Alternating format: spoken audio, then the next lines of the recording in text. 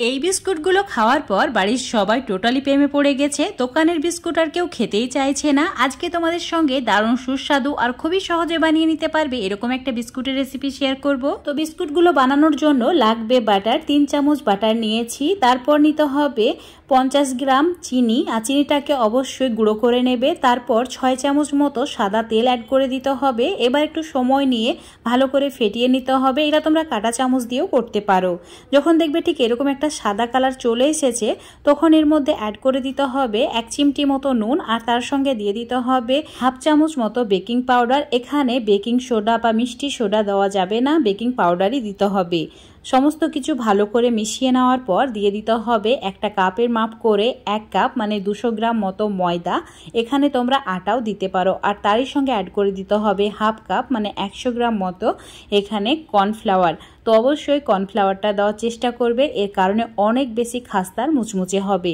প্রথমে চামচ দিয়ে ভালো করে মেখে নিয়েছি, এখনও মনে হচ্ছে এটা একটু নরম আছে, তো আরও হাফ কাপ মতো ময়দা অ্যাড করে দিয়েছি। এবার এইভাবে আলতো হাতে ময়দা মেখে নিতে হবে, আর খুব বেশি যদি নরম মনে হয় আরও ময়দা অ্যাড করতে পারো। ময়দা মেখে নেওয়া হয়ে গেছে, সাইডে রেখে দিচ্ছি। মিক্সার জারের মধ্যে চীনা বাদাম আর কাজু বাদাম হালকা একটু রোস্ট করে গুঁড়ো করে নিয়েছি। তো এই বাদাম গুঁড়ো ময়দার মিশ্রণের মধ্যে দিয়ে দিতে হবে।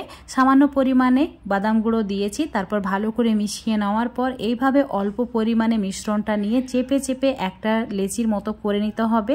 তোমরা চাইলে এটা গোল করেও নিতে পারো। আমি লম্বা সাইজের বিস্কুট বানাচ্ছি, তাই এই লেচিটাকে লম্বা করে নিয়েছি। এখন মিক্সার জারের মধ্যে যে বাদাম গুঁড়োটা ছিল সেটা একটা বাটির মধ্যে নিয়ে নিতে হবে, আর একটা থালার মধ্যে অল্প একটু তেল ব্রাশ করে রেখে দিতে হবে, কারণ এই থালার মধ্যেই বিস্কুটগুলো বেক করব। এবার এই বিস্কুটের লেচিগুলো বাদাম গুঁড়োতে ঠিক এইভাবে গড়িয়ে নিতে হবে, আর একটু চেপে চেপে গড়িয়ে নেবে যাতে বাদাম গুঁড়োটা বিস্কুটের গায়ে খুব ভালোভাবে লেগে যায়। আঙুল দিয়ে এভাবে একটু চ্যাপটা করে নিতে হবে। সবগুলো একইভাবে রেডি করে নিয়েছি।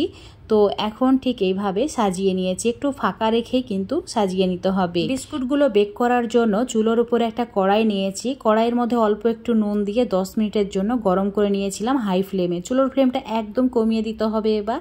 তারপর থালাটাকে ঠিক এইভাবে রেখে দিয়ে ঢাকা দিয়ে দিতে হবে। যদি ঢাকনার মধ্যে কোনো ফুটো থাকে তাহলে সেটাকে অবশ্যই বন্ধ করে দিতে হবে। তো এখন চুলোর ফ্লেমটা একদম মিডিয়াম টু লো করে রেখে 20 থেকে 25 মিনিট বেক করে নিচ্ছি। তোমাদের 25 মিনিট পর দেখাচ্ছি। দেখতেই পাচ্ছ বিস্কুটগুলো একদম সাইজে ডবল হয়ে গেছে। একইভাবে সবগুলো রেডি করে নিয়েছি। তো একদম পারফেক্ট হয়েছে। তোমাদের বিস্কুটগুলো ঠান্ডা হয়ে যাওয়ার পর কত সহজে প্লেট থেকে উঠে আসছে সেটা দেখাচ্ছি। দেখো, খুব সহজে এগুলো উঠে আসে আর একদমই ভেঙে যায় না। এতটা মুচমুচে আর খাস্তা হয় যে মুখে দিলে একদম মিলিয়ে যায়। বিস্কুটগুলো বেক করার পর অনেকটাই বড় হয়ে যায়, তাই বেকিং ট্রেতে সাজানোর সময় অনেকটা ফাঁক রেখেই সাজাতে হবে। আর চুলোর ফ্লেমটা অবশ্যই একদম মিডিয়াম টু লো করে রাখতে হবে। তো এই টিপসগুলো ফলো করলেই একদম পারফেক্ট বিস্কুট বাড়িতে খুবই সহজে বানিয়ে নিতে পারবে। এইভাবে বিস্কুট বানালে যে খাবে সেই প্রশংসা করবে। আজকের এই বিস্কুটের রেসিপিটা যদি তোমাদের ভালো লেগে থাকে অবশ্যই লাইক, শেয়ার, কমেন্ট করে দেবে, আর বাড়িতে অবশ্যই একবার ট্রাই করে দেখবে।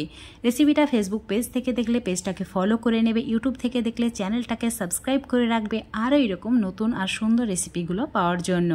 দেখতে পাচ্ছ বিস্কুটটা কতটা লোভনীয় হয়েছে, একটা ভেঙে দেখিয়ে দিচ্ছি, সেই রকম মুচমুচে খাস্তা হয়েছে।